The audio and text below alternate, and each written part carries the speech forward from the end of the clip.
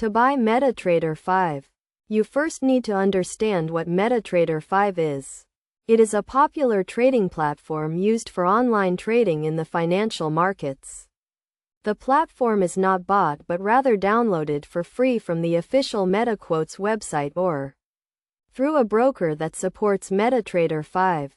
The first step is to visit the MetaQuotes website or the website of a broker that supports MetaTrader 5. Some well-known brokers include AvaTrade, IC Markets, and RoboForex. Once you are on the website, look for the download link for MetaTrader 5.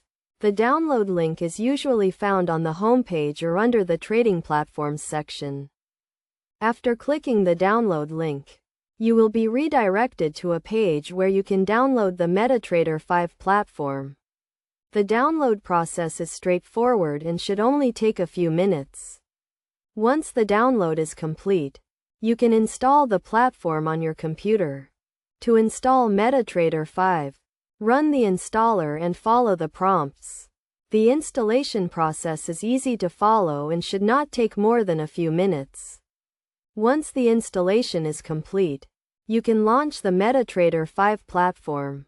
The next step is to open a demo or live account with a broker that supports MetaTrader 5. A demo account allows you to practice trading with virtual money, while a live account requires you to deposit real money. To open an account, you will need to provide some personal and financial information. After opening an account, you can log in to the MetaTrader 5 platform using your account credentials. The platform has a user-friendly interface that allows you to navigate easily. You can access various features such as charts, indicators, and expert advisors. One of the key concepts to understand when using MetaTrader 5 is the concept of a trading account. A trading account is where you can deposit and withdraw funds, as well as view your trading history.